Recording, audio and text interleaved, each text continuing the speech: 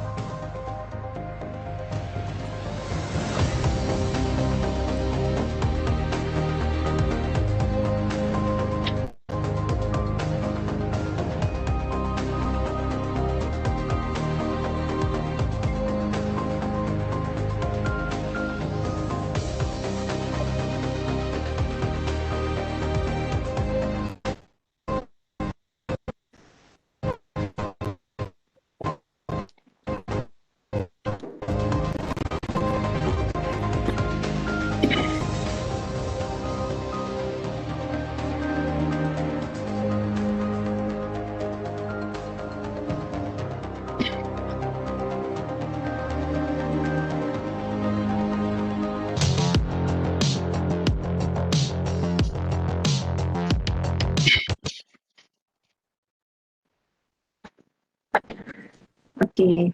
Assalamualaikum warahmatullahi wabarakatuh dan terima kasih kepada semua penonton kita hari ini yang sudi bersama-sama kami dan Squad Anti-Scam di dalam rancangan diskusi berinformasi yang akan membincangkan berkenaan jenayah cyber.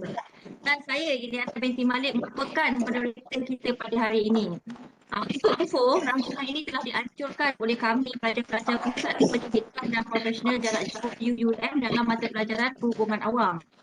Apa yang menarik, diskusi kita pada hari ini telah mendapat sajaan sebanyak penilaian RM600 dari Anona, pengeluar produk kecantikan dan kesihatan terkemuka di Malaysia dan juga daripada DRB Highcom Auto Solution 9 Berhad. Jadi untuk mereka yang telah mendaftar, nantikan ada cabutan bertuah di pertengahan rancangan dan sebelum akhir rancangan. Oh ya, kita juga ada hadiah bagi mereka yang telah mendaftar awal. Jadi jangan lepaskan peluang untuk mendapat hadiah hari ini. Jadi kita teruskan program kita hari ini. sebelum tu saya ingin mengucapkan selamat datang dan terima kasih kepada panel jemputan kita yang kita jemput khas pada hari ini untuk membincangkan topik pada hari ini. Izinkan saya memperkenalkan beliau, Tuan Inspektor Muhammad Hanif bin Yusof, berusia 42 tahun dan merupakan Ketua Bahagian Siasatan Jenayah Komersial Daerah. Beliau sekarang berkhidmat di IPD Kuala Langat, Selangor dan sudah hampir 4 tahun bertugas di sana. Tuan, sekali lagi kami mengucapkan terima kasih kerana sudi meluangkan masa pada hari ini untuk bersama-sama kami berbincang dan berdiskusi tentang jenayah cyber yang semakin berleluasa sekarang. Dan yang paling menggemparkan negara tentang jenayah Macau scam berlaku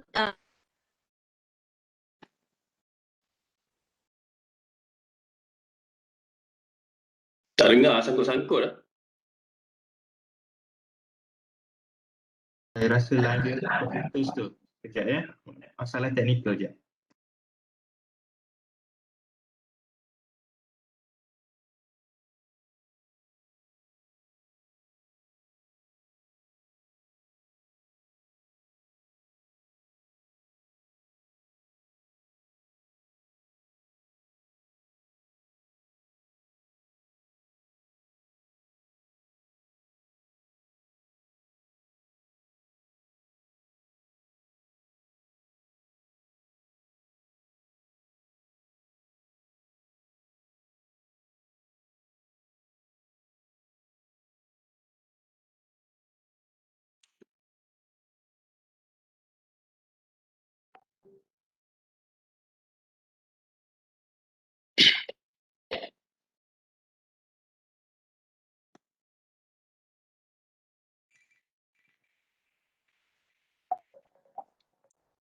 Senyap terus.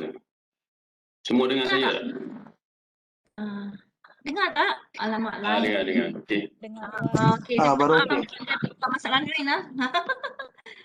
Jadi Tuan Inspektor dengar saya? Tuan Inspektor Ya, Muhammad Hanif? dengar.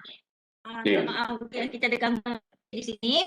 Jadi Tuan, saya sekali lagi saya izinkan saya terangkan merupakan Tuan Inspektor Muhammad Hanif bin Yusof, ahli panel kita pada hari ini yang merupakan Ketua Bahagian Siasatan Jenayah Komersial Daerah dan beliau sekarang berkhidmat di IPD Kuala Langat, Selangor dan sudah hampir 4 tahun bertugas di sana.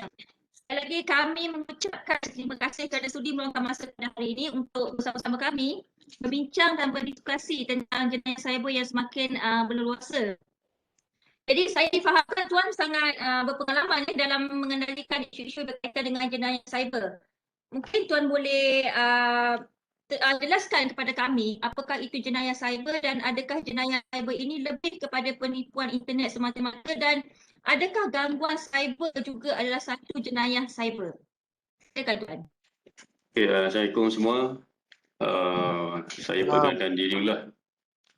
Saya ASP Muhammad Hanif, bukan inspektor, pembetulan. Minta maaf Tak apa.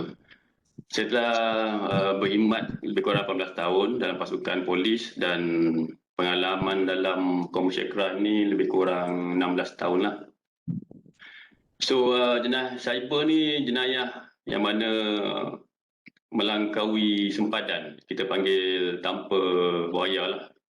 So jenayah cyber ni boleh berlaku di mana-mana, sama ada di dalam negara ataupun luar negara, dan sesiapa saja boleh melakukan jenayah cyber ni. Biasanya jenayah cyber ni lebih lebih terancang lah, lebih sistematik, yang mana biasa suspek-suspek jenayah cyber ni menggunakan identiti orang lain untuk melakukan jenayah cyber. Jenayah cyber ni terdiri pada biasanya penipuan lah, kebanyakan penipuan, sama ada daripada kes-kes jenayah Macau scam, penipuan pinjaman tak wujud, penipuan love scam dan berbagai-bagai jenis jenayah lain lah yang melibatkan cyber.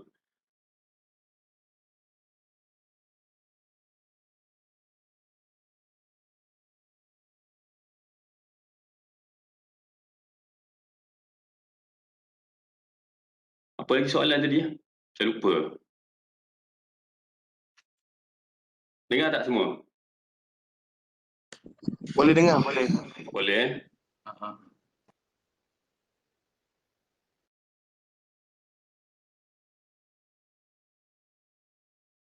Okey, adakah gangguan cyber juga adalah satu jenis cyber? Gangguan cyber tu macam mana? Saya kurang faham ah.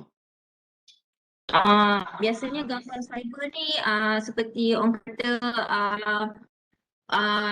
melakukan telefon mangsa-mangsa untuk mendapatkan maklumat dan mereka mencari maklumat mangsa di dalam internet. Oh, biasanya kes melibatkan jenayah cyber ni, biasa suspek yang melakukan jenayah, dia dah ada kita punya data-data peribadi biasanya. Oh, So, okey. jaranglah macam Macau scam ni atau love scam. Love scam ni dia mungkin suspek-suspek yang biasa terdiri pada Nigeria lah, yang kebanyakan kita buat tangkapan semua. Biasa melakukan dia mendapat info daripada FB yang dia access FB kita, dia dapatkan sedikit info. So dia akan selidik kita punya info melalui FB tu, pekerjaan kita semua. Biasanya MO love scam ni dia tengok profil FB kita dan dia akan teliti lah. Mula dia akan add friend kita, dia tengok daripada profil kita, pekerjaan kita. So biasa maklumat-maklumat tu dia akan guna untuk membuat love scam. Macam lain-lain penipuan ni biasa kita punya maklumat peribadi, diorang ada sindiket tertentu untuk dapatkan info. Seperti yang sebelum ni kita pernah tengok dalam berita, SPRM menangkap beberapa orang terdiri pada syarikat telco yang mana menjual informasi pelanggan kepada sindiket penipuan cyber ni. Okey, terima kasih Tuan atas penerangan tersebut. Mungkin Tuan boleh senaraikan jenis-jenis kesalahan atau statistik yang melibatkan jenayah cyber dan golongan individu yang paling banyak menjadi mangsa. Adakah mereka yang golongan muda ataupun mereka yang telah berusia ataupun kanak-kanak?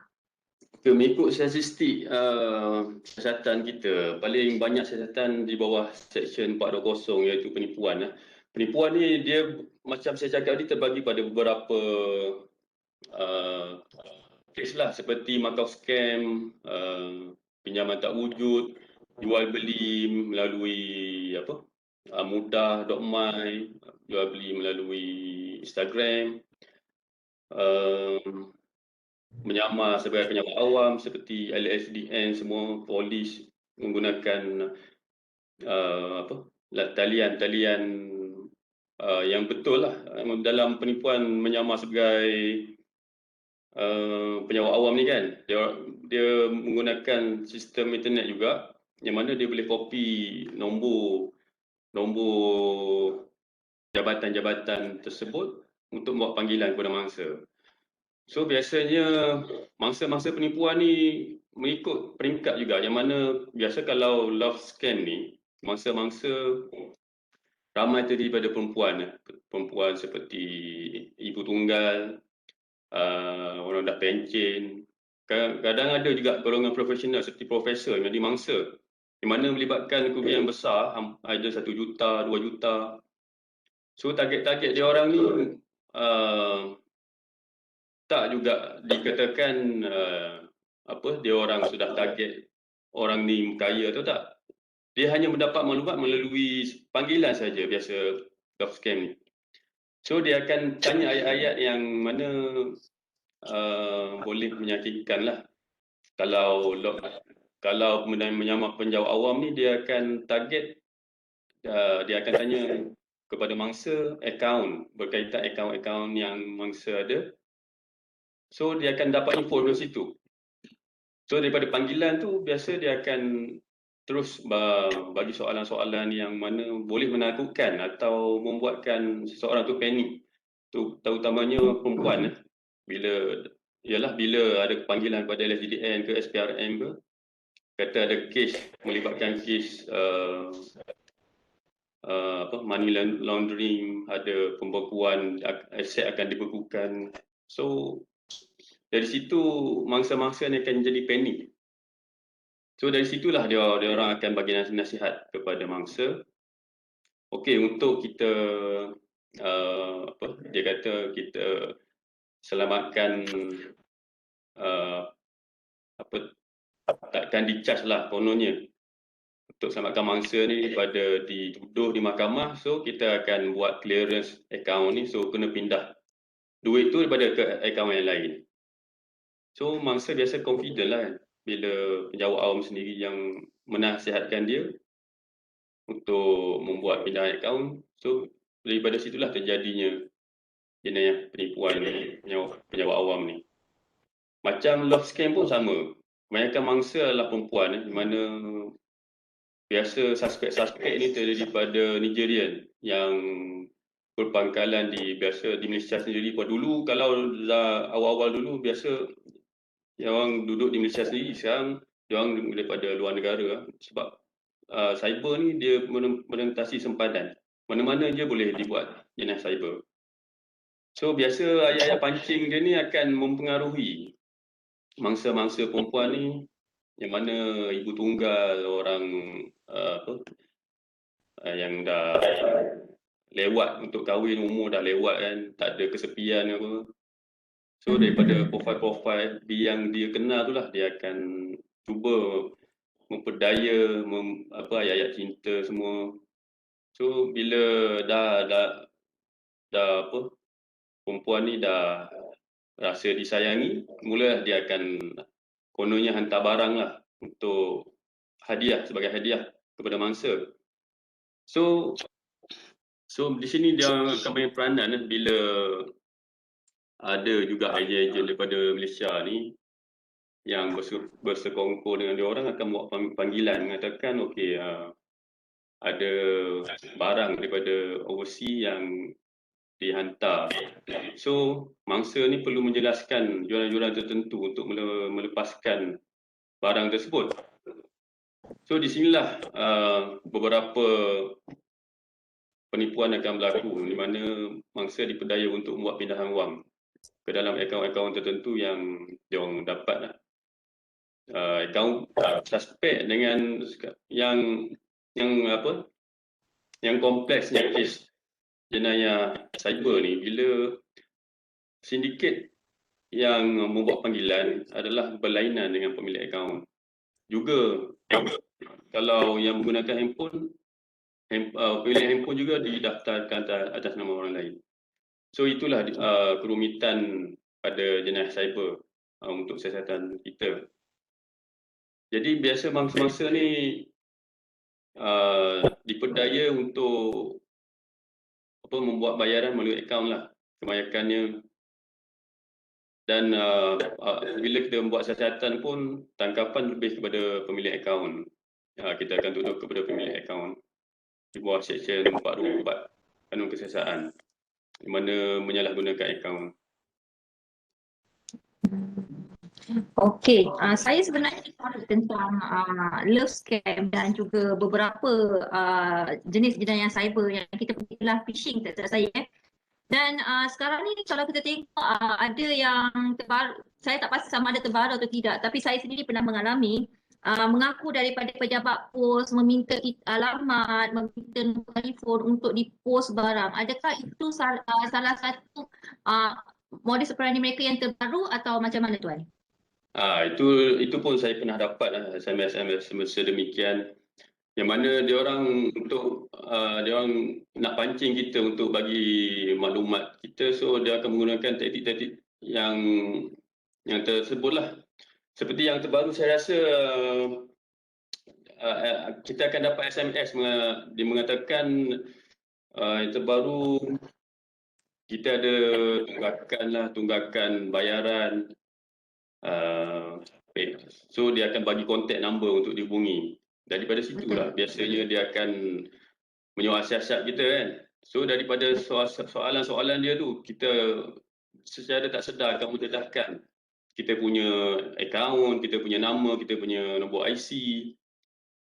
Ada juga yang trend terbaru bila dia minta TAC number untuk akses pada akaun kita. Kononnya pihak bank tersilap hantar kepada kita, so dia minta TAC tu. Sekarang dia dah ada untuk login kita punya akaun. Dia dah boleh hack dah. Dia hanya tunggu TAC tu je. So ramai yang terpedaya bila menyerahkan TAC tu kepada suspek. Tuan, saya ada mendapat bukan laporan lah, kita kata pengalaman. Sekarang ni especially bank, setengah bank mereka pertukaran website. Jadi apabila dikatakan pertukaran website tu, maka kebanyakan mangsa ni akan percaya dan pergi kepada website, especially beberapa bank lah sekarang ni. Jadi mereka meminta mangsa untuk masuk ke website tersebut, login. Jadi bila terjadi tu kebanyakan masa tahu-tahu je dah hilang kewangan. Jadi adakah sebenarnya website ini sendiri diprogramkan oleh orang-orang dalam atau yang berkenaan dengan pihak bank sendiri? Okey, untuk kita katakan pelibatan pihak bank ataupun orang luar tu, itu setakat siasatan ni, setakat yang pengalaman saya lah. Setakat ni daripada pelibatan bank sendiri, saya rasa tak ada. Sebab biasa yang yang suspek ni dia tahu selok-belok macam mana untuk membangunkan satu website yang sama macam pihak bank. So daripada situlah dia akan create satu website yang fake bagi memudahkan mangsa untuk percaya website tersebut adalah daripada pihak bank sendiri. So daripada dia biasa suspek ni tahulah macam mana pihak bank bekerja, di sistem pihak bank. So daripada situlah dia akan memperdaya pemilik-pemilik akaun untuk membuat transaksi. Okey, mungkin penonton di luar sana boleh berkongsi pengalaman juga atau pendapat di ruangan chat atau mesej kita. Okey, sebelum saya teruskan lagi, mungkin Tuan boleh terangkan kepada kami bagaimana seseorang tu mudah sangat diperdaya untuk menjadi mangsa jenayah cyber ni. Adakah mangsa-mangsa ini dipilih oleh penjenayah ini secara random, ataupun mereka sudah meneliti terlebih dahulu background semua mangsa-mangsa tersebut? Okey, daripada pengalaman saya dan kajian saya sendirilah, kebanyakan mangsa ni saya random je. Sebab ada yang dia buat panggilan di rumah lah, nombor menggunakan talian tetap ni kan, di rumah. So bila orang yang menjawab tu biasa yang duduk di rumah ni, dia kurang bergaul, kurang bersosial. Macam orang-orang tua kan, yang duduk di rumah ni, mak kita, ayah kita, dah pencen ke apa. So daripada panggilan tu, dia soalan-soalan yang dia orang tanya tu menjurus kepada pendedahan maklumat kita. Akaun kita, IC kita. Sebab biasa yang contohnya scam menyamar penjawat awam ni kan. Dia kata daripada LSDN, daripada SPRM, daripada pejabat pos, daripada macam-macam agensi lah.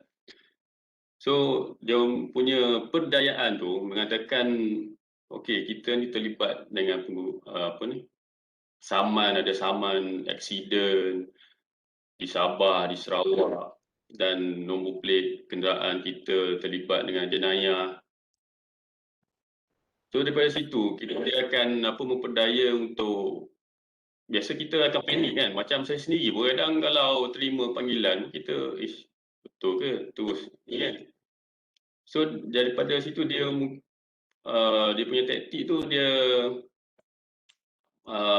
akan kontrol mangsa ni daripada dia jangan beritahu siapa untuk panggilan ni. Nanti maklumat semua ni akan terdedah semua. So dia orang tak dapat nak tolong lah.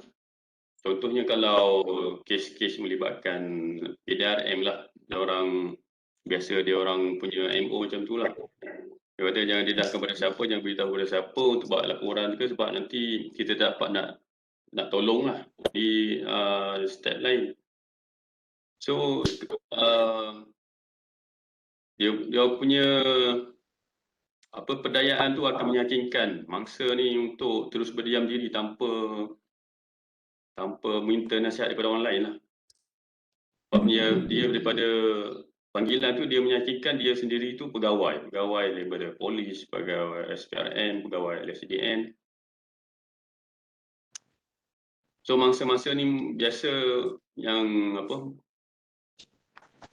akan terpedaya dengan sebab takut dan dikenakan tindakan dan takut untuk memberitahu atau meminta nasihat orang lain sebab dia dah dinasihatkan oleh sindiket ni supaya untuk memindahkan duit biasa macam tu lah. MO dia orang. Jadi saya kira pegawai proses sendiri pun tidak terlepas daripada menjadi mangsa juga. Mereka mampu berdaya juga pihak-pihak orang kata pihak-pihak polis ataupun mereka yang daripada kerajaan. Tak clear, sangkut-sangkut. Okay. Saya kira mereka ini sangat bijak dalam memperdayakan pihak berkuasa juga dan seterusnya menjadikan mereka yang sendiri dalam bidang-bidang orang kata penyiasatan ni sebagai mangsa. Oh, maksudnya IO sendiri yang daripada Jabatan Polis sendiri ke yang dimangsa ke macam mana? Jabatan Polis yang dimangsa ataupun mendapat panggilan ini daripada mereka. Tak clear, sangkut-sangkut soalan.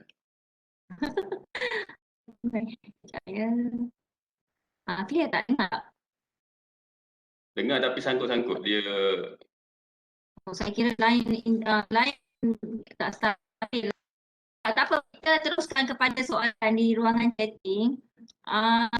Okey, ada satu soalan ni. Betul sebab kurang kesedaran makin berlambak kes jenayah cyber yang berlaku? Apakah kita sendiri membuka peluang untuk ditipu atau kita tak ambil endah perkara ini? Daripada Muhammad Faizul. Mungkin Tuan boleh terangkan kepada kita. Okey, untuk saya rasa kurang kesedaran ni, saya rasa banyak pihak PDRM sendiri pun dah banyak kita sebarkan melalui media-media sosial berkaitan kesedaran, kempen-kempen berkaitan jenayah komersial ni. Dan macam-macam juga kita telah buat seperti di mesin ATM sendiri di setiap bank saya rasa. Bila kita masukkan kad ATM tu, dia dah ada satu warning. Katakan macam-macam lah kan, jangan terpedaya dengan sindiket lah, berpemindahan wang lah. So, sikap masyarakat sendiri saya rasa lebih kepada tak ambil kisah ataupun tak ambil peduli. Kurang bersosial, kurang ambil tahu kan berkaitan jenayah-jenayah penipuan melalui cyber ni. Untuk kita pihak PDRM dan bermacam-macam agensi dengan bank sendiri pun kita dah ambil beberapa tindakan proaktif seperti penyebaran maklumat berkaitan kesedaran, berkaitan modus-modus operandi sindiket penipuan ni.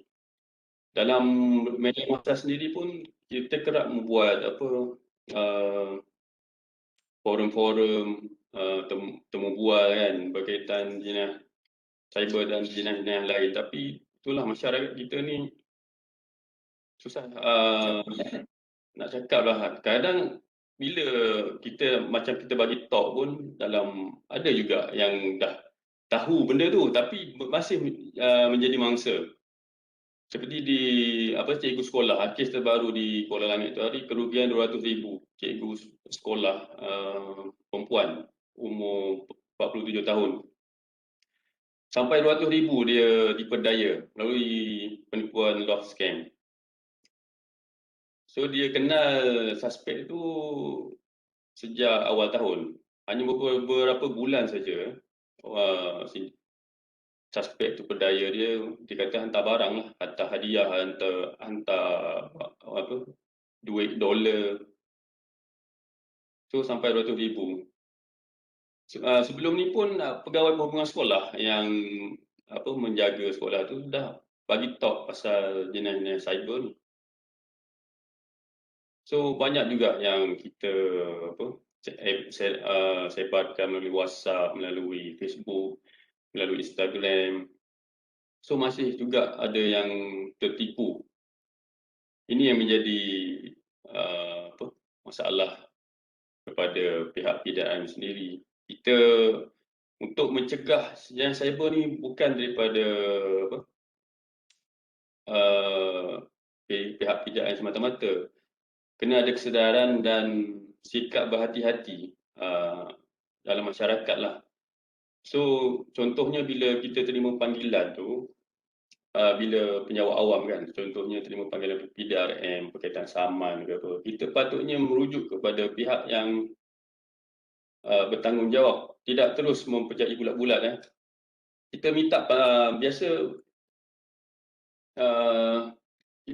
okey, contohnya bila terima panggilan, jangan mudah terpedaya dengan kata-kata. Kita boleh buat semakan. Kalau betul dia daripada pihak jabatan berkenaan, okey, minta pemanggil tu hold dulu. Kita akan buat semakan dengan pihak jabatan berkenaan lah. Jangan terus mempercayai bahawa okey, hanya berurusan dengan pihak dia orang saja. Dia orang akan bagi nombor-nombor untuk dihubungi, pegawai dihubungi. Saya rasa itu tak perlulah. Cuma kita kena buat semakan sendiri melalui laman website. Siapa yang kita perlu hubungi ataupun kawan-kawan kita yang bekerja dalam bidang berkenaan, kita rujuk kepada dia orang. Dan kita sendiri berhati-hati. Macam kalau ada duit sangat tu tak perlulah nak suka dedahkan kita punya peribadi kan, kita punya akaun semua. Kena ada sikap macam tu lah. Sebab untuk kekangan jenayah cyber ni memang susah sebab dia berlaku di mana-mana. Penjenayah boleh berada di mana-mana saja untuk melakukan jenayah cyber. Okey, baik. Jadi saya ada soalan ni daripada Iskandar, adakah jenayah cyber ini melibatkan penggunaan ilmu sihir atau mungkin itu lebih kenal dengan ilmu pukau? Bukanlah, saya 100% tak setujulah berkenaan ilmu sihir ni. Sihir ni biasa untuk untuk kenakan orang yang tak suka, bukan untuk menipu. Sihir ni tak ada kaitan lah dengan jenayah cyber ni. Jenayah cyber masih adalah jenayah cyber. Sihir ni macam ilmu hitam kan, untuk macam nak santau ke tu kan panggil sihir. So tak ada istilah sihir dalam melibatkan jenayah cyber ni.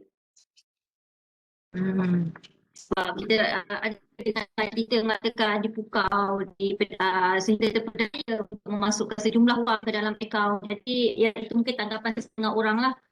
Jadi kita tengok sekarang ni adakah mereka yang telah dipedaya itu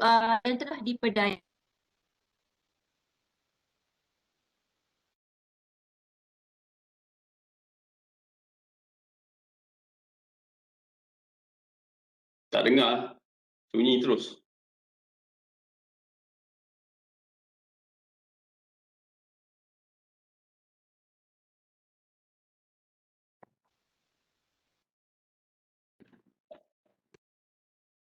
Boleh repeat soalan tak? Saya langsung tak dengar.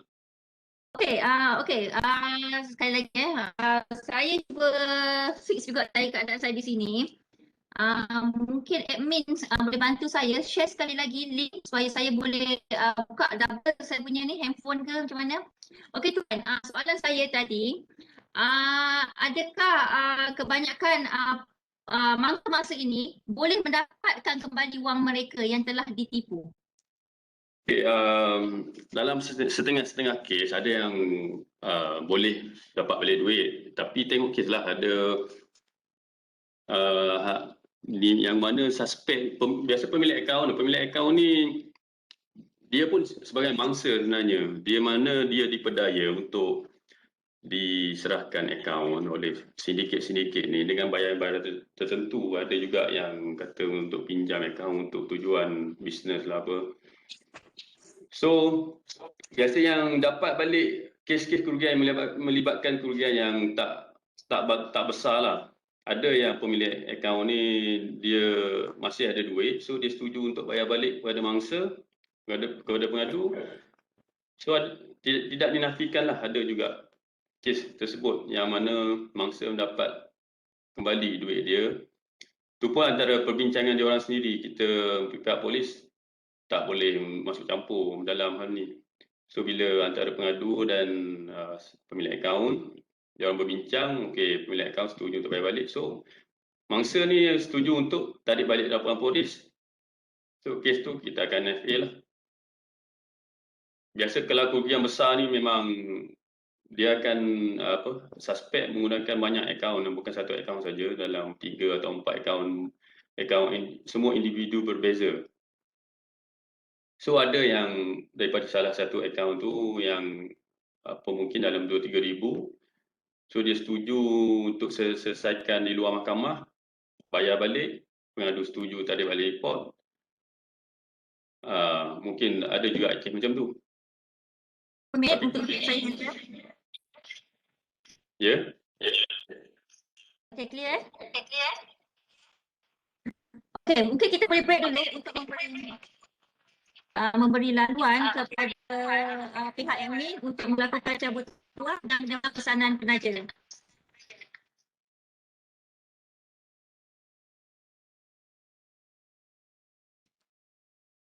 Saya mohon semua penonton kekal bersama kami. Okey, terima kasih kepada Puan Eliana. Okey, untuk cabutan bertuah, saya mohon ASP Muhammad Hanif untuk cabut 3 nombor daripada nombor 1 sehingga nombor 37.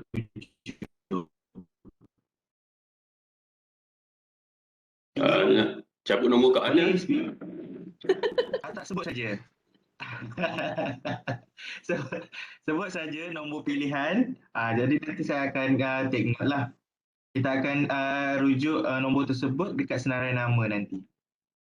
Nombor tu kat mana? Saya tak jumpa nombor. Bukan banyak. Tuan cuma sebut saja nombor pilihan tuan. Oh, nombor saya, pilihan saya lah. Ya. 1 sampai berapa? 37. Oh, 1 sampai 37. 30? Lagi? Dia 3 nombor. 3 nombor Ya. Nombor 9? 39 dan 22. 22. Okey, terima kasih. Kita balik pada Eliana.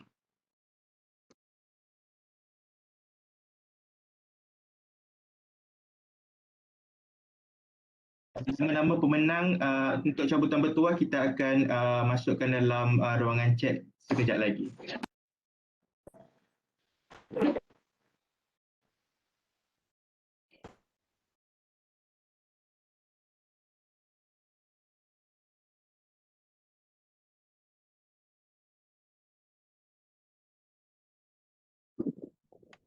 Salam Tuan. Ya, salam. Saya ada pertanyaan. Bagaimana pihak PDRM mengesan untuk bagi kes pengubahan wang haram?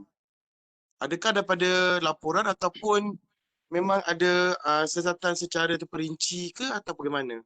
Ataupun dia jenis kes yang berkala, bermusim? Okey, pengubahan wang haram ni ataupun siasatan di bawah AMLA dia pun masih bawah siasatan jenayah komersial. Dia melibatkan pihak bank tau. Bila pihak bank detect transaksi-transaksi mencurigakan yang mana melibatkan jumlah wang yang banyak. Seperti kemasukan dalam 1 minggu tu setiap hari dia masukkan dalam jumlah 50,000 kan. 50,000 sampai 7 hari berturut-turut. So itu pun boleh satu suspicious lah apa perniagaan dia dibuat. So pihak bank akan buat siasatan dalaman, biasa apakah syarikat, akaun syarikat ni didaftarkan, tu transaksi-transaksi tu macam mana, rekod transaksi. So ada yang mencurigakan, dia akan rujuk pada pihak AMLA. So pihak AMLA ni akan jalankan siasatan lanjut berkaitan suspek tersebut lah. Yang mana bila mencurigakan transaksi tu, satu siasatan AMLA akan dibuat lah di bawah pengubahan wang haram. Macam kalau bisnes sendiri kan, kalau jumlah contohnya bisnes kereta jual spare part kereta, dia ada beberapa company kan, total sale berapa semua, dia akan tengok dari situ. Pihak bank sendiri pun akan buat siasatan lah. Dan pihak polis akan buat siasatan juga daripada situ. So macam kes Eddie Kana ni, suspiciousnya bila menayang keduniaan, kemewahan di laman sosial kan. So akan menjadi satu tanda tanya jugalah. Itu yang siasatan dijalankan. Okey Tuan, saya ada satu soalan daripada saya terlepas pandang. Okey, ada Nur Akmal. Ada ini aktiviti ini secara berkumpulan.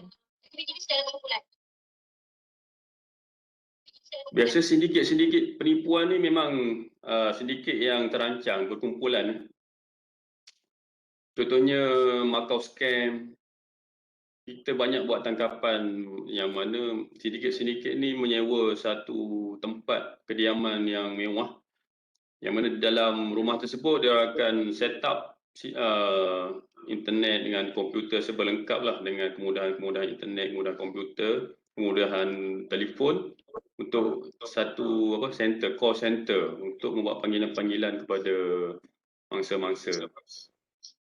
So memang akan melibatkan satu sindiket yang besar kalau melibatkan jenayah cyber. Sebab dia akan melibatkan siapa yang akan dapatkan maklumat, info, siapa yang akan mendapatkan akaun-akaun.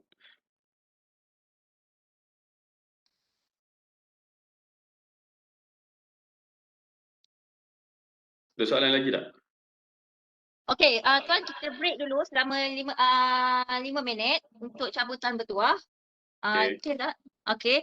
Jadi kita akan pasang dulu advertise. So kita break dulu. Saya rasa pun keadaan internet kita pun tak berapa stabil hari ini. Jadi kita break dulu 5 minit. Okey, boleh. Terima kasih Tuan.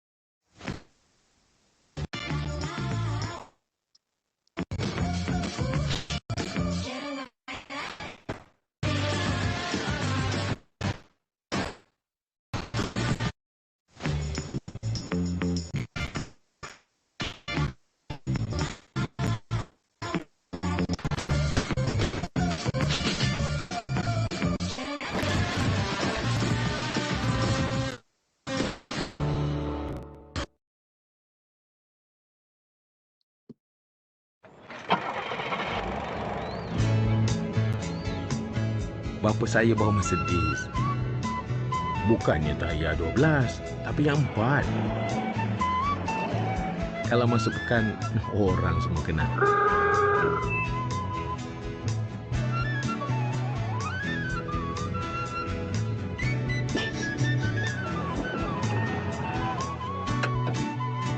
Tapi kadang-kala naik Mercedes ni membingungkan juga. Mimpi naik kereta Mercedes lah tu. Yang membingungkan, bapak saya driver. Ini bukan kereta dia. Kalau nak jadi driver macam ayah ni, kena kerja kuat. Yalah, ya. Kerja kuat baru sekerat jalan. Sekerat?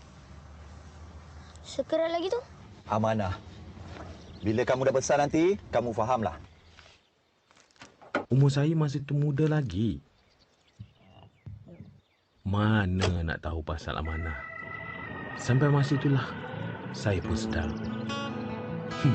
Mungkin saya tak patut jadi driver. Tapi amanah yang ayah cakapkan, saya pegang sampai sekarang. Bukan senang orang nak beri amanah pada kita. Ayah pasti bangga. Selepas 50 tahun merdeka, Bandar Pekan mengeluarkan kereta berjenama.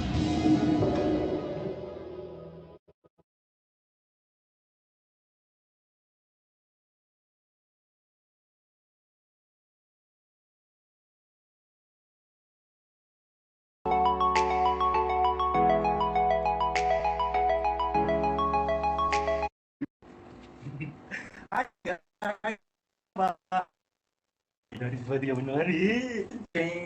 Okey, kita orang nak ni okey. Okey, tanpa buang masa kita nak unboxing je. Okey, bismillahirrahmanirrahim.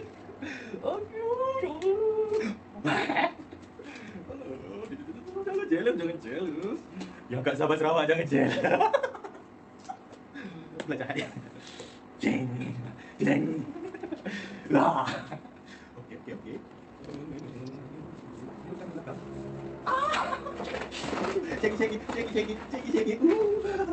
Okey, dalam satu kata ni ada satu. Aduh, sorry. Dan okey. Dah dapat. Okey. Okey, dalam satu kata ada 4 kotak. Kita unboxing satu-satu kotak. Okey. Dah dapat. Ya. Okey. Okey, guys, inilah masa yang ditunggu-tunggu. Okey.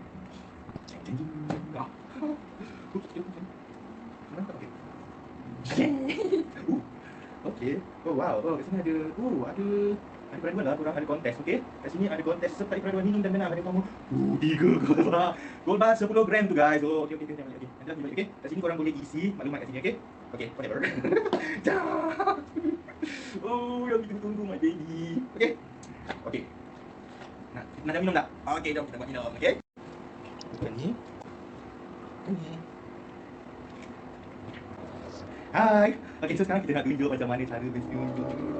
Sabar, okey, boleh kita masukkan. Yes. Okey. Dan. Okey, kita senyum. Okey. 1, 2, 3.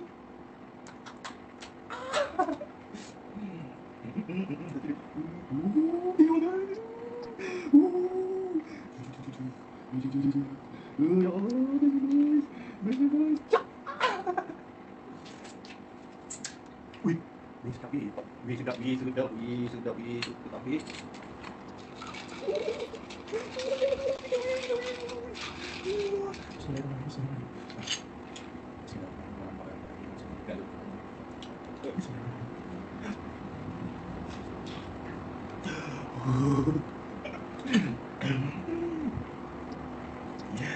That's me. Ada best. Ini cadangan dia tahu. Ini surprise lah. Jeng. Kita masukkan dalam ni.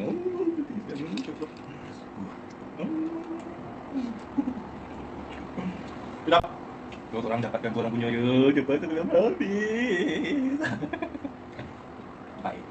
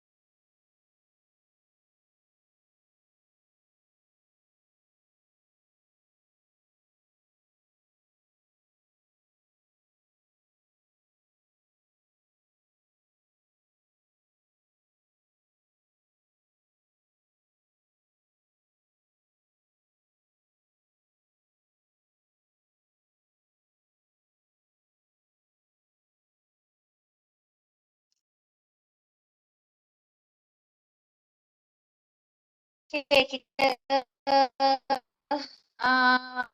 sambung sekali lagi. Semua dengar tak saya kali ni?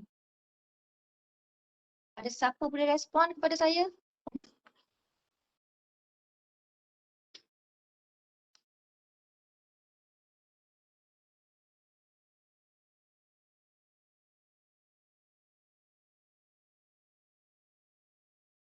Dengar tak?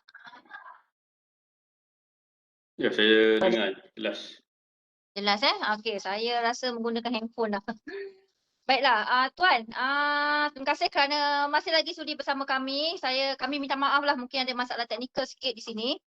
Jadi sebelum kita ada satu rakaman video, bukan video lah, rakaman suara daripada seseorang yang pernah menjadi mangsa jenayah cyber. Jadi sebelum kita pergi kepada video tersebut, mungkin saya boleh pick up satu soalan daripada sini. Daripada Encik Muhammad Razif, apakah perkara yang boleh dipertimbangkan jika disyaki berlaku pengubahan wang haram? Bolehkah laporan dibuat terus pihak polis tanpa nyata? Mungkin Tuan boleh jelaskan kepada kami. Okey, kes melibatkan pengubahan wang haram ni satu kes yang agak rumit sebab dia melibatkan transaksi kewangan yang boleh dicurigai. Sepertinya apa sebagai contoh bisnes perniagaan profil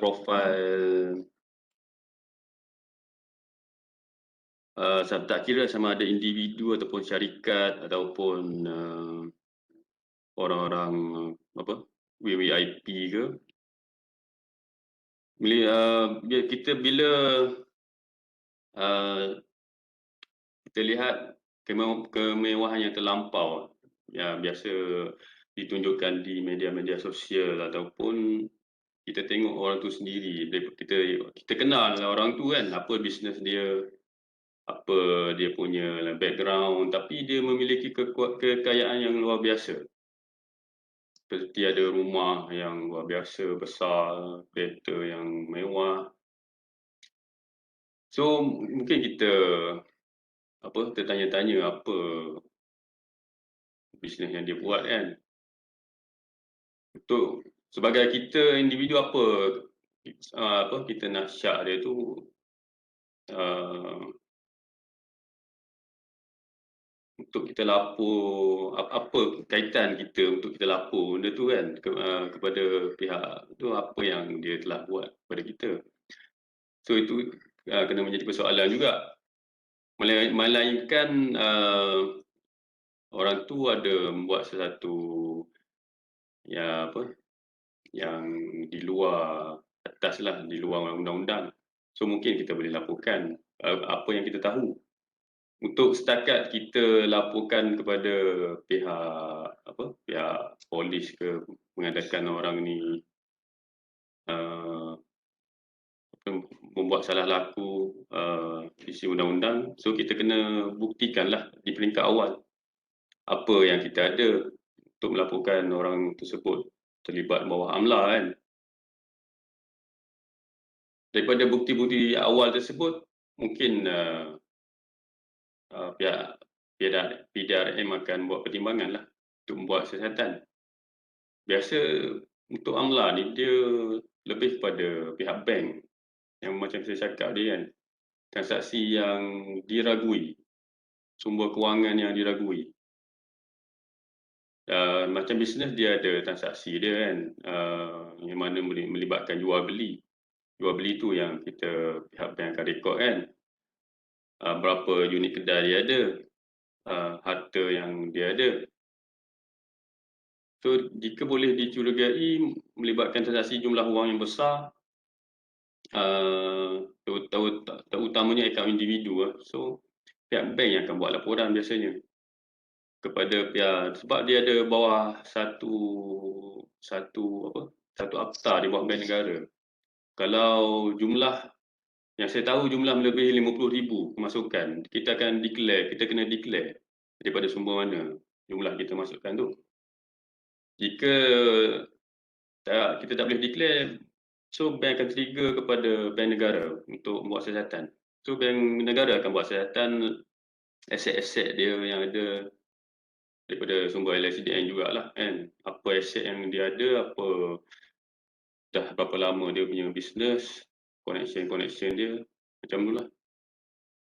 Okey. Okey, terima kasih Tuan. Okey, nampaknya kita dah ada senarai pemenang.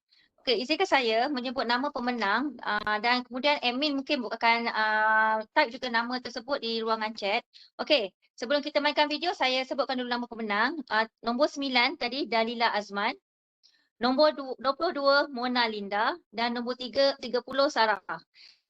Kepada semua pemenang-pemenang, nanti kita akan insyaAllah kita akan postkan hadiah-hadiah tersebut. Jadi kita akan dengar satu rakaman video daripada seorang mangsa yang berkongsi dengan kita cerita beliau yang telah ditipu oleh jenayah scam. Kalau tak silap saya, tipuan emas. Okey, kita saksikan video.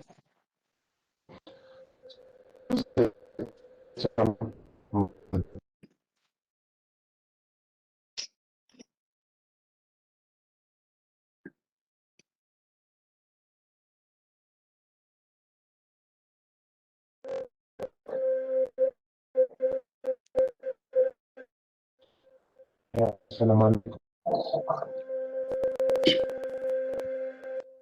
Hai, Assalamualaikum. Hari ini saya nak cerita pengalaman saya kena scam dengan scam elok. So, pada satu hari saya tengah bekerja, waktu rehat. So, saya nampak ada satu iklan dekat Instagram. So, nak menggunakan nama kedai emas lelong. So, kiranya saya buka dekat situ, saya nampak banyaklah display emas-emas, gelang, rantai, cincin and so on yang dijual pada harga yang memang murah. Contoh, for example, 1 gram emas dalam 200 lebih. Tapi contoh kalau harga satu gelang tu mungkin akan cecah, kalau harga normal lah boleh cecah sampai 2,000 lebih macam tu. Tapi dekat kedai ni dia cuma jual dalam harga 200 lebih macam tu. So saya macam, betul ke ni scammer? So dia pun nak tahu lebih lanjut, saya pun WhatsApp lah nombor, sebab benda ni bukannya dia memang keluar event dengan kita pun Instagram, dan saya tengok follower dekat akaun pun ada berbelas-belas ribu, dan siapa dia bagi macam feedback lagi yang macam emas tu memang macam maksudnya feedback yang orang-orang terima emas tu. So saya cakap, mungkin betul aku, tapi saya macam ragu-ragu, kenapa emas ni murah? So saya pun PM seller tu. So saya tanya, kenapa harga yang barang-barang dekat IG tu memang emas 916 ke? Dia kata dia betul ori 916. So saya tanya, kalau 916 kenapa murah? Murah ada cas-cas lain ke? Dia kata taklah, itu memang harga yang dipaparkan, itulah harga barang tu. So sebagai contoh, macam gelang sepatutnya harga 2,000 lebih, so dekat situ jadi 200 lebih. So saya cakap, kenapa dia murah ya? So dia kata dekat sini sebab barang yang kedai ni jual, dia perlu jual balik, ataupun sebab barang yang diorang ni jual, diorang ni bukan kedai emas, tapi diorang ni adalah apa yang kita panggil pajak gadai. Sebab apa? Bila barang yang customer dia, pemilik dia tak tebus, maksudnya diorang gadaikan barang diorang tak ditebus. So dia kata tak ditebus oleh pemiliknya untuk memiliki barang ni. So kiranya kita just bayar berapa baki. Okey, saya baca ayat dia. Kerana barang yang kami jual ni perlu dibayar atau barang yang tidak ditebus oleh pemiliknya, dan untuk memiliki barang ini sudah cukup untuk membayar mengikut dana yang diambil oleh pemiliknya. So harga rendah tak semestinya setiap unit. Ini bukan kedai, tapi ini pajak gadai, stok terhad. So dia kata yang ni adalah barang yang orang tu pajakkan, so dia orang ambil duit, tapi duit tu dia orang tak habis bayar. So kiranya kita just bayar baki dia saja. So kiranya, so saya macam, mungkin betul lah kot. So harga emas tu jadi 289. So yang saya beli ni harga dia untuk berat 10.12 gram 289 sahaja. So kalau 10 gram kalau darab dengan 240 lebih lah saya bagi contoh. So of course dah 2,000 lebih, dekat 3,000, tapi dia jual 289 sahaja. So saya macam betul lah kot, entahlah kenapa saya pada hari tu saya pun rasa macam apa yang tak boleh nak percaya lah kan benda-benda murah ni, tapi saya ingatkan benda tu betul kot. So saya pun tanya, okey lah ada stok kan? So dia kata sebab kalau benda murah ni mesti orang akan cepat habis stok kan. So dia kata ada. So saya macam betul kot. Saya cakap macam 50-50. Saya rasa macam 50% mungkin tipu, 50% lagi mungkin betul. So saya cakap okey lah. So saya tak berani nak ambil barang yang lagi besar, yang lagi mahal. So saya ambil barang yang kecil yang harga dia tak berapa mahal. So saya kata kalau macam contohnya kena ditipu, saya tak hilang duit banyak. So saya ambil yang harga 200 lebih. So dia bagi satu detail format lah, bagi nama, apa nama item tu. So kita dah isi semua, and then hanya lepas cepat suruh saya bank in tu. Okey, bila yang peliknya selalu kan kalau kita nak bank in dekat apa-apa company ke kan, dia akan keluar nama kedai, contohnya kedai emas apa ke ataupun kedai pajak gadai apa-apa ke. Ini dia cuma keluar CIMB Bank, owner ni Pura Vinraj, dia punya account number ni 7061134118. buat install, buat IBG, siap kena bayar RM7 lagi untuk postage. So saya kata saya dah bayar, so nak pakai courier apa, siap ada bagi tahu garanti lagi. So saya macam okey lah, tak apalah. So dia kata 2-3 hari dia post, okey fine. And then beberapa jam kemudian dia bagi tahu barang dah nak hantar. So sebelum barang dihantar, saya kena tebus baki pinjaman dari pemilik asal dahulu dengan buat bayaran sementara lagi 850 untuk keluar surat lelong rasmi. Tapi dia kata tu deposit sementara je. So lepas kita dah bayar, nanti bagi balik account number kita, dia akan transfer balik dalam masa 5 ke 10 minit. So saya dah rasa lah okey, ni something wrong lah ni. Kata tadi bayar 200 lebih je, tak ada charge-charge lain.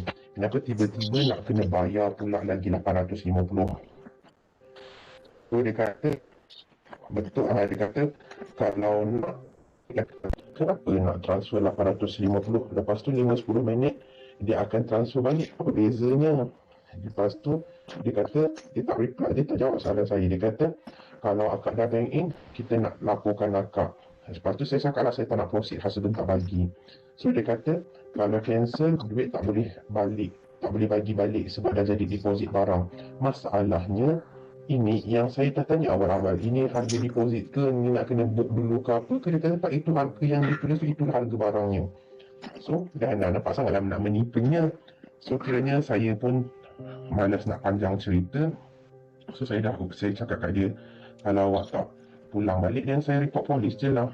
So dia cuma ulang balik je. Dia kata kalau cancel, duit tak boleh dapat balik sebab dah jadi deposit barang. Dia kata kalau nak report pun aturan ini dah aturan lelongnya, dan nanti ada surat cek juga yang susah nanti. Susah apa tak, saya pun tak tahu.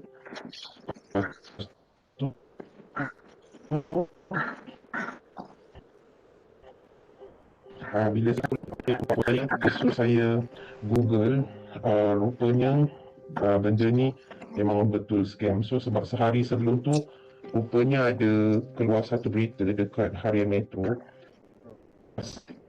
exactly scam ni. So saya cakap oh my god. So saya lah yang antara yang dah tertipu lah ni. So dia pun harian Metro, saya baca detail-detail tu, saya cakap exactly lah macam apa yang saya alami. Cuma yang kat harian Metro tu orang tu kena lagi banyak lah, 1,000 lebih kot. So saya kata okay, confirm. So saya ada call, saya ada Google satu nombor yang untuk yang scammer ni, yang call saya ada report. Saya ada call satu nombor, dia kiranya talian tu polis lah, tapi saya tak ingat apa nama exactly dia tu. So kiranya saya ada call, saya bercakap dengan satu pegawai polis perempuan ni. So saya dah report dan bagi tahu detail dia semua. And then dia kata, so saya dah bagi tahu lah semua detail, apa nombor telefon, apa account number semua. So dia kata saya still kena pergi balai. Okay fine. So hari yang sama saya pergi balai pula. And then balai buat report. And then malam tu saya pergi jumpa dengan RIO dekat Dangwangi, dekat IPD Dangwangi. So bila saya cerita semua, so dia macam apa benda ni, dia kata memang tak boleh percaya lah, apa dah harga murah sangat, dia kata tak mungkin lah apa semua. And then dia ada ambil jugalah detail tu, tapi yang saya kecewanya lepas a few weeks, sebulan lepas tu, so saya dapat yang keputusan report polis tu.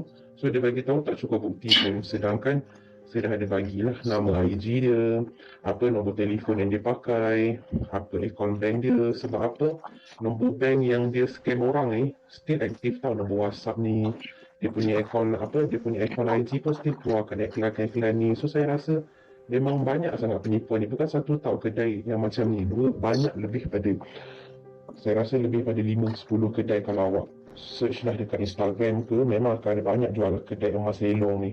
Memang banyak yang jual guna modus operandi ni. So kalau bayangkan satu kedai ada berbelas-belas ribu follower, katakan ada 1% pun daripada follower tu dia dah tipu.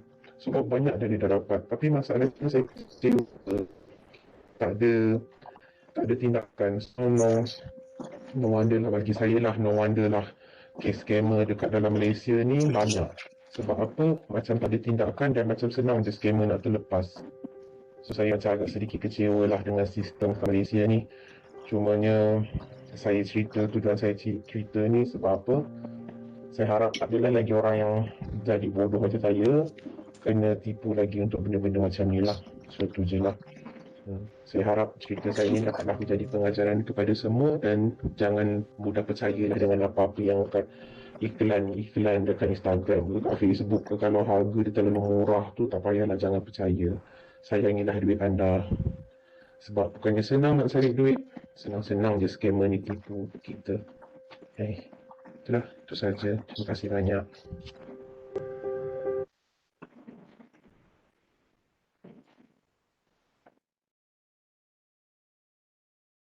Okey. Jadi Tuan,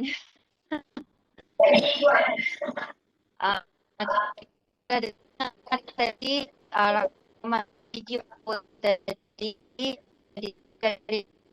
apa yang kita telah dengar, mungkin Tuan boleh beri komen apakah tindakan pihak polis selepas masa laporan dan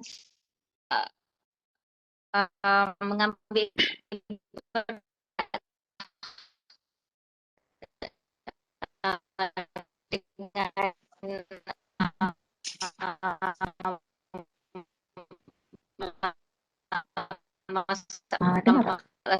dengan menyebabkan scammer semakin banyak. Okey. Tak apa clear. Okey, kita dah dengar tadi video tadi. Dengar tak semua? Clear suara saya? Last tu tak apa clear. Soalan yang last tadi Kak Yana tak clear. Dengar Okey, jadi Tuan tadi kita dah dengar mangsa rakaman video daripada mangsa.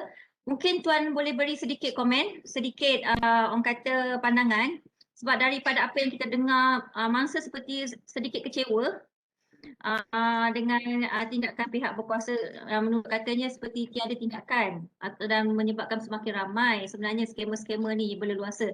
Dan saya juga ingin tahu apakah tindakan pihak polis lepas mangsa membuat laporan. Okey, bila kita tengok pada video tadi kan, memang ramai mangsa-mangsa penipuan, kes-kes jualan barang yang apa, to be true orang kata, orang putih kata kan. Memang harga tu, kalau kita fikir secara logik pun, kalau emas ni, orang siapa-siapa yang berniaga emas ni, dia jual ikut market. Lagipun tak ada siapa yang nak rugi kan. Lagi satu yang pendayaan dia tadi kata emas tu emas lelong kan. Lelong pun takkan orang lelong walaupun murah sikit daripada below market tu je. Dia takkan sampai daripada harga 2,000 jadi 200. Itu memang tak masuk akal lah kalau kita fikir logik kan.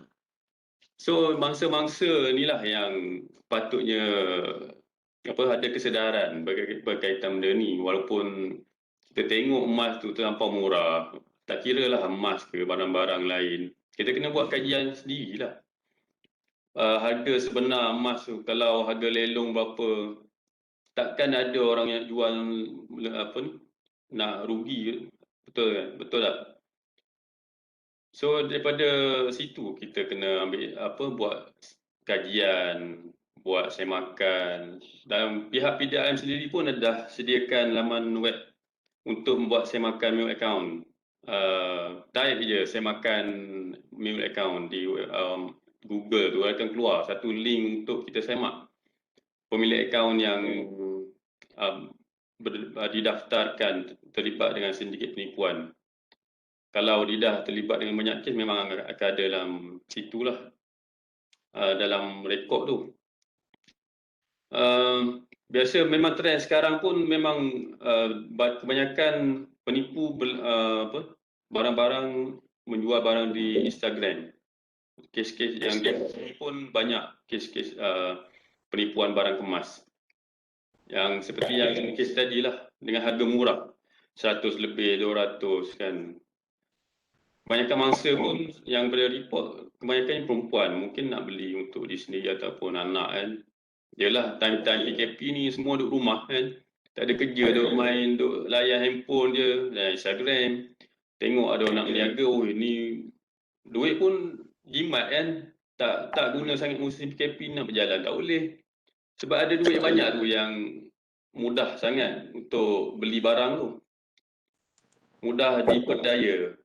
Sedikit penipuan ni, dia mencari mangsa macam ni lah. Time-time orang kesusahan, time-time terdesak kan. Seperti sindiket pinjaman tak wujud juga berleluasa dalam tempoh PKP ni.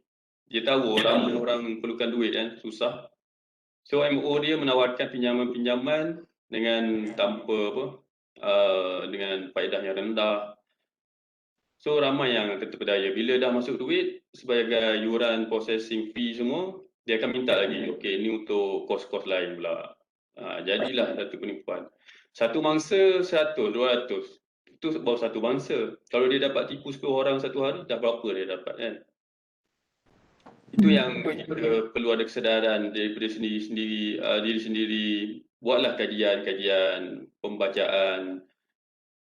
Kalau kita dah boleh tengok Instagram, FB semua, apa salahnya kita Google apa maklumat-maklumat yang berada di media sosial kan, berkaitan penipuan terkini.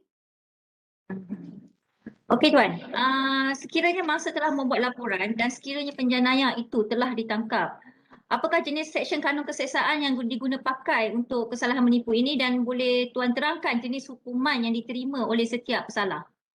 Okey, untuk macam contoh kes video dia kan, dia macam tak puas hati dengan tindakan pihak polis. Okey, untuk jenayah komersial ni, jenayah dia berbeza dengan jabatan jenayah JSJ, Jabatan Siasatan Jenayah yang biasa tu. Di mana JSJ ni dia tindakan dia lebih cepat sebab ada mangsa, ada suspek, terus buat tangkapan kan.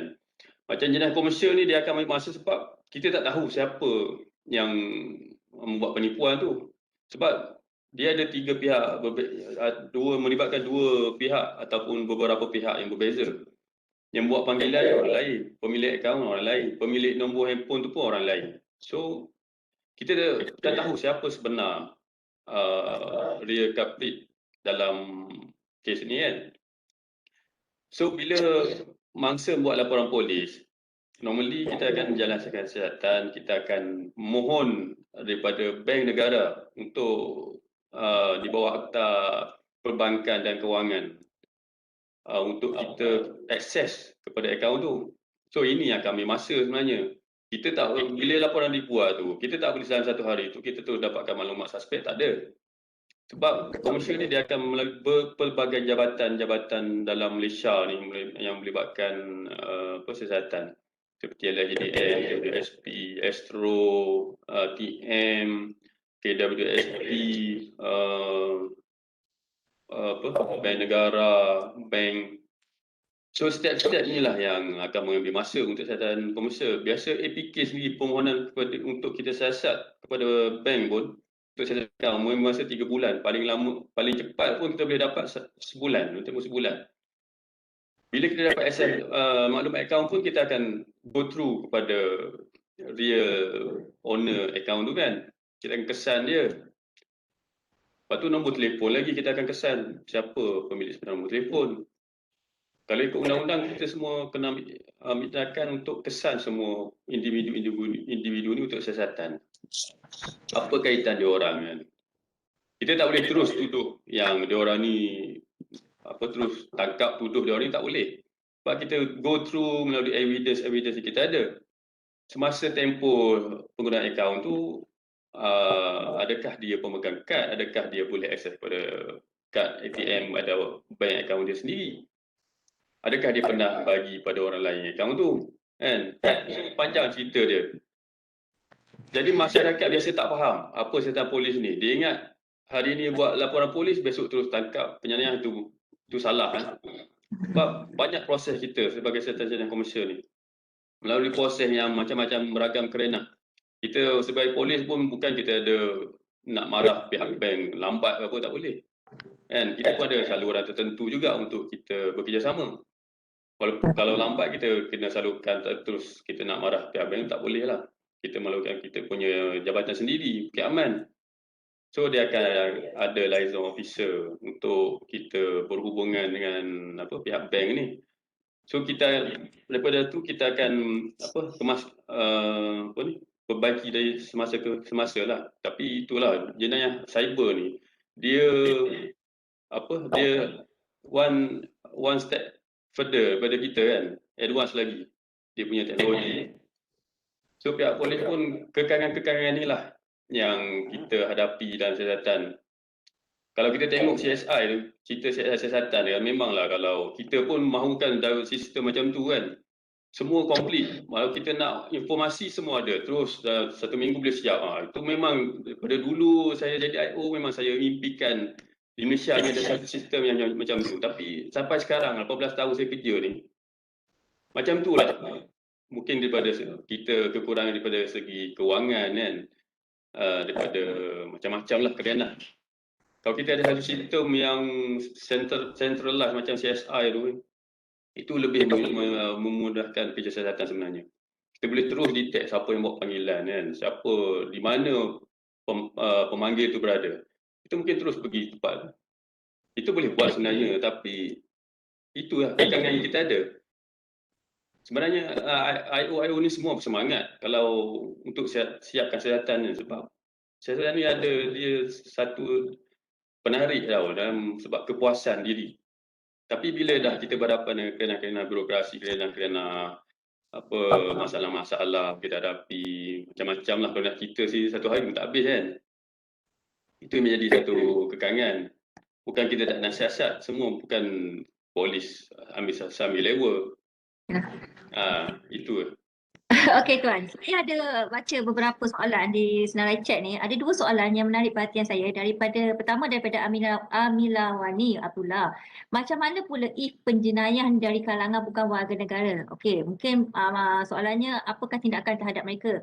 Dan soalan daripada Muhammad Iskandar, boleh Tuan beritahu statistik terkini kejayaan PDRM untuk membantras geng-geng scammer ini yang smart dengan teknologi terkini? Satu soalan yang menarik saya kira.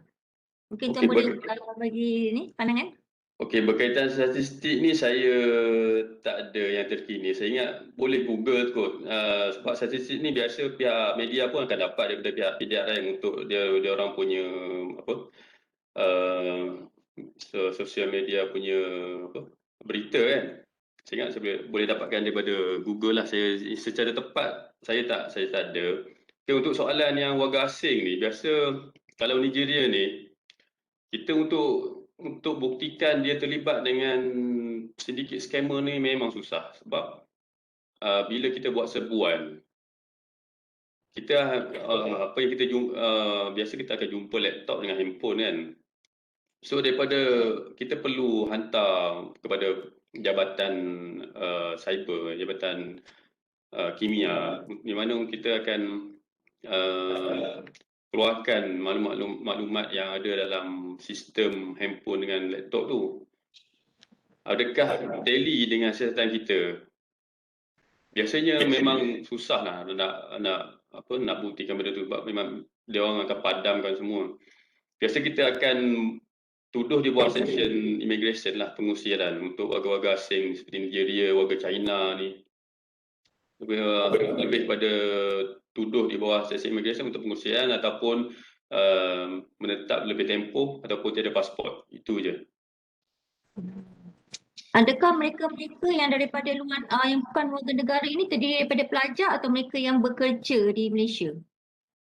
Kalau Nigeria ni dia terdiri daripada pelajar.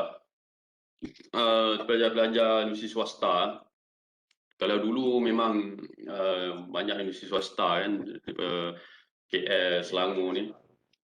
So penempatan dia orang ni biasa dia duduk berkelompok lah kan, satu kawasan-kawasan. Okay. So sumber kewangan tu dia orang biasa akan dapat daripada penipuan lah. Okey Tuan, tadi Tuan kata sumber-sumber pendapatan dia daripada ni lah kan. Jadi saya nak tanya, akaun yang digunakan oleh mereka ini, adakah mereka menggunakan akaun orang tempatan atau mereka sendiri ada akaun? Macam mana tu, akaun bank? Biasa sindiket ni menggunakan akaun orang tempatan lah. Kalau kes Nigeria ni, biasa dia bercinta dengan perempuan warga tempatan lah. Untuk senang dia orang mendapatkan pemilik akaun ataupun dia sendiri, perempuan tu sendiri akan bagi kepada boyfriend dia ni pinjam akaun, ataupun perempuan tu yang girlfriend dia tu akan cari kawan-kawan dia atau orang luar yang boleh dia pinjam akaun dengan bayaran lah. Itu cara dia orang. Okey, terima kasih Tuan. Saya kira penonton di luar sana yang mungkin pernah atau ada pengalaman ditipu, mungkin selepas ni dah tahu apa nak dilakukan jika perkara ini berlaku kepada diri anda. Jadi okey, kita mungkin akan break sekali lagi sebentar untuk bagi laluan kepada cabutan bertuah. Mungkin admin boleh take over sekejap untuk cabutan bertuah. Dan kemudian kita akan kembali lagi dalam diskusi kita sebab kita rasa ada soalan terakhir untuk Tuan Muhammad Hanif hari ini. Okay, admin boleh ni? Okey, terima kasih Puan Iliana. Okey, kita tiba untuk cabutan yang kedua dan yang terakhir lah. Okey, untuk yang terakhir ni saya nak minta Tuan ASP untuk mencabut 4 nombor daripada nombor 1 sehingga nombor 33. Selain daripada nombor tadi lah. Okey, nombor 3.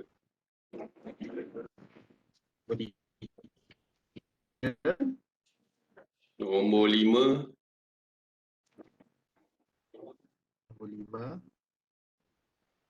Atas sikit. Biasanya yang Tuan, biasanya nombor yang awal-awal ni Rasa Tuan ni suka nombor dari 3 kalangan ni. EJK je. Tuan Tuan cabut nombor atas sikit. 25. Berapa lagi nombor? Satu lagi. Satu lagi Ya. Satu lagi 18. 18. Terima kasih. Sekali lagi kita akan umumkan siapa nama pemenang ya. Okey.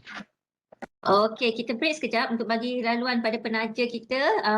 Ada 2 penaja kita seperti saya katakan tadi daripada Anona yang menggunakan produk kesihatan dan kecantikan dan juga daripada DRB Highcom Auto Solutions yang Berhad. Okey, kita akan sambung sekali lagi. Teruskan bersama kami dan stay tune untuk tahu siapakah pemenang pula kali ini.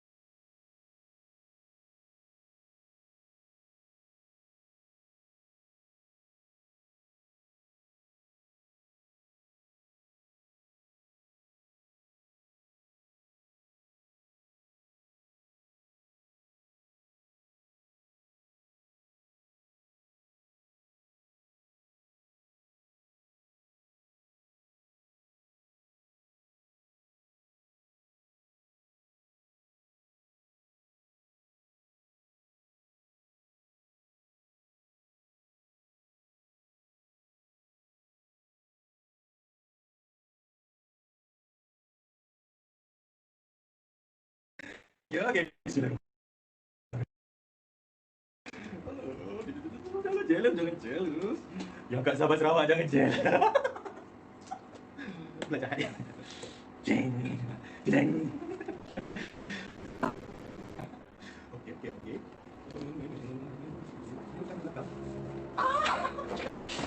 Cek, cek, cek, cek, cek.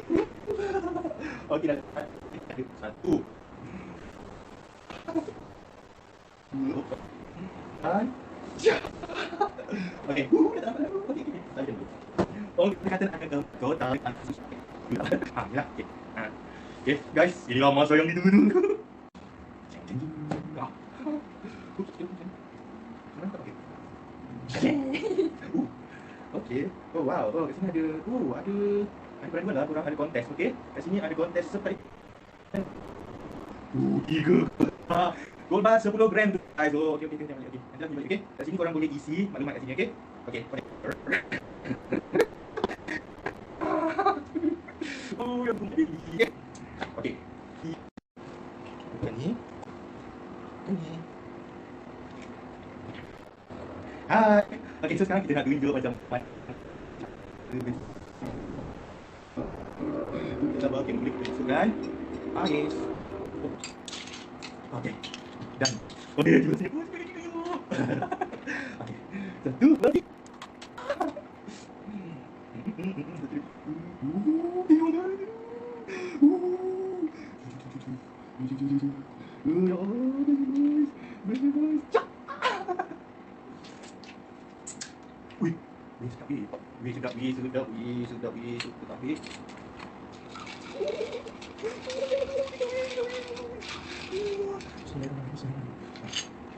Sedap.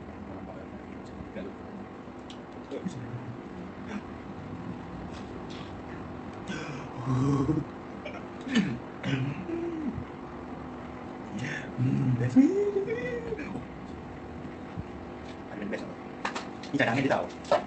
Ini surprise lah. Jeng. Kita masukkan dalam ni.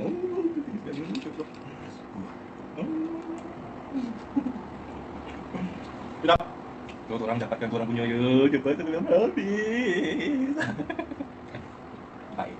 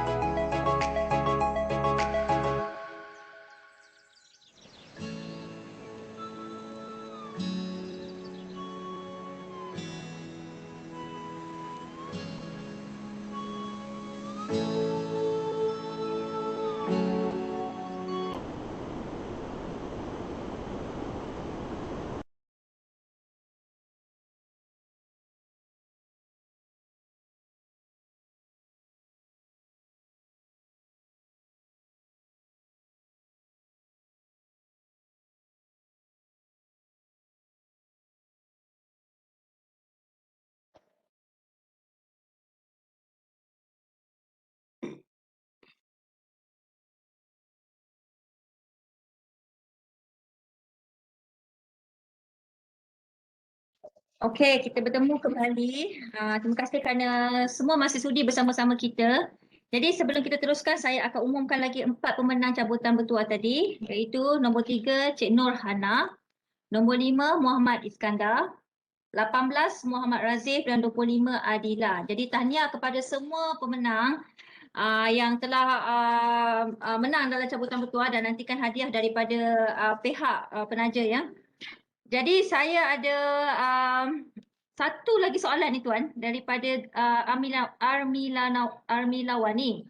Gadis Malaysia ramai tertipu dengan jejaka bukan warga negara sebenarnya. Ada yang sampai kahwin tapi rupanya dijadikan sindiket untuk kes-kes macam ni. Jadi apakah tindakan pihak berkuasa dalam menangani kes-kes sampai kahwin ni? Okey, untuk kes-kes hubungan cinta ni pihak PDRM tak ada kuasa untuk menahan ke apa kan. Itu bergantung pada individu. Tapi yang hasil pemerhatian saya lah kan, biasa mangsa-mangsa yang menjadi girlfriend kepada warga asing ni apa saya nak cerita kurang menarik lah bagi saya kan. So mungkin dia rasa diri dia kurang menarik untuk perhatian orang tempatan. So dia beralih kepada warga-warga asing ni. So itu yang sampai berkahwin menjadi girlfriend kepada Nigeria ni. So untuk pihak PDRM kita tak ada satu undang-undang untuk menahan siapa-siapa yang ingin berkahwin dengan orang warga asing.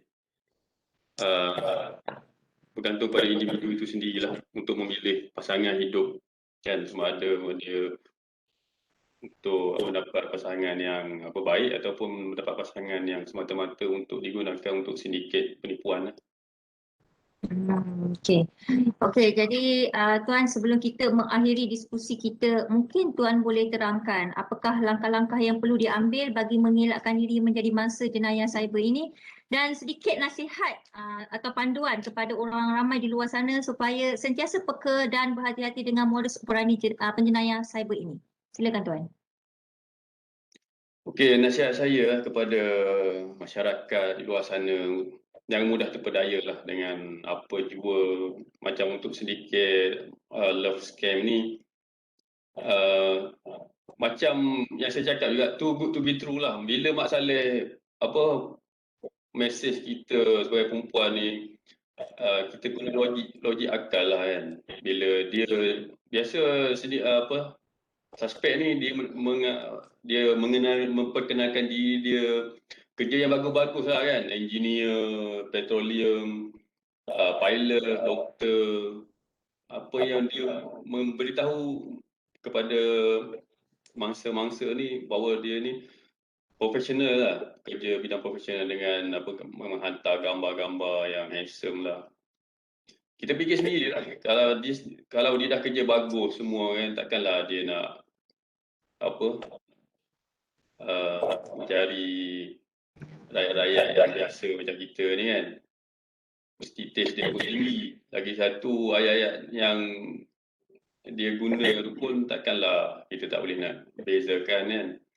Sehingga dia minta duit semua sanggup. Kalau dia dah kaya, dia dah berjaya semua, takkanlah dia sanggup nak hantar barang kepada kita dan jauh ni kan. Kononnya daripada luar negara dia menetap ke sana. Dia ada family dekat sini kan. Kita siasatlah sedidik sendiri, jangan mudah percaya. Untuk kes-kes sedikit penipuan barang, pembelian barang ni pun kita kena selidik dan semak harga terkini barang-barang tersebut. Dan kalau murah sangat tu memang tak logik lah, tak dimasuk di akal. Barang-barang elektronik, handphone ke, GoPro ke kan, emas ke. Kalau dah harga market 1,800, kita dah survey kan semua yang authorized seller ni jual dengan memang harga tak lari banyak pun 1,800 ke 2,000. Tapi tiba-tiba kita tengok orang tu jual 500, kondisi baru semua. Takkanlah kita nak percaya benda tu, mana dia dapat benda tu kan. Kilang sendiri pun tak keluar dengan harga tu. Fikir logik lah. Kita sentiasa kena peka lah dengan harga pasaran yang mengelakkan daripada membeli daripada seller-seller yang tak tak kurang dipercayai lah. Sebab kita pun ada platform jualan seperti Shopee, Lazada kan, yang mana lebih selamat lah untuk kita membuat transaksi. Jika ada apa-apa berlaku, gunakanlah platform-platform tersebut. Jangan mudah seperti Instagram tu memang susah. Saya sendiri beli barang pun berhati-hati kan. Walaupun seller individu pun kita kena tengok lah. Kita kena selidik sendiri. Ambil masa sendiri, buat catatan sendiri. Lepas tu sayangilah duit kita tu kan. Salah, kita pun susah nak dapat duit kan. Takkanlah mudah sangat nak bagi kat orang kan. Betul. Jadi terima kasih Tuan di atas penerangan dan info yang telah Tuan berikan tentang topik kita pada hari ini, dan saya berharap sangat apa yang dibincangkan pada hari ini sangat jelas dan memberi panduan kepada orang ramai di luar sana supaya sentiasa berhati-hati dengan jenayah cyber ini. Dan saya juga sangat berharap apa yang dibincangkan pada hari ini, mesejnya dapat disampaikan kepada orang di luar sana, khususnya kepada ibu bapa kita atau orang yang lebih tua, anak-anak kita, kerana saya yakin mereka ni yang sebenarnya sering menjadi mangsa penipuan cyber. Jadi sekali lagi terima kasih kepada Tuan kerana sudi bersama-sama kami. Diharap kami dapat lagi bekerjasama dengan Tuan pada masa akan datang untuk membantu orang ramai di luar sana menghadapi jenayah. Jadi sekali lagi saya mohon maaf daripada awal rancangan, kita ada dengan masalah teknikalnya, dengan mungkin ada kesilapan tutur kata saya mohon maaf sekali lagi. Dan saya ingin maklumkan pihak kami akan postkan cenderamata kepada Tuan sebagai tanda penghargaan kami kepada Tuan kerana sudi berkongsi info dan nasihat kepada kami. Dan kepada penonton-penonton yang bersama-sama kita hari ini, nantikan hadiah anda juga akan dipostkan oleh pihak admin. Oh ya, tadi ada request untuk soalan terbaik. Saya rasa pihak admin akan umumkan nanti di dalam ruangan chat group SCCA. Dan jadi kita akhiri pertemuan kita pada hari ini. Sekian, terima kasih kepada semua sekali dan Assalamualaikum warahmatullahi wabarakatuh. Terima kasih semua menjemput saya. Terima kasih Tuan. Terima kasih Tuan. Kalau ada kesilapan, minta maaf. Sama-sama, saya pun minta maaf. Biasa saya pun pelajar UUM juga, baru habis. Sebab saya ni berada di Johor Bahru, jadi jauh daripada rakan-rakan lain semua di Kuala Lumpur. Jadi saya ni tak tahu apa kena masalah dekat sini sekarang. Mungkinlah lambat, jauh sangat internet tu lambat, slow. Betul. Jadi sebab kami semua berjauh kan. Okey, terima kasih Tuan banyak. Okey, terima kasih semua. Jumpa lagi. Okay, Assalamualaikum.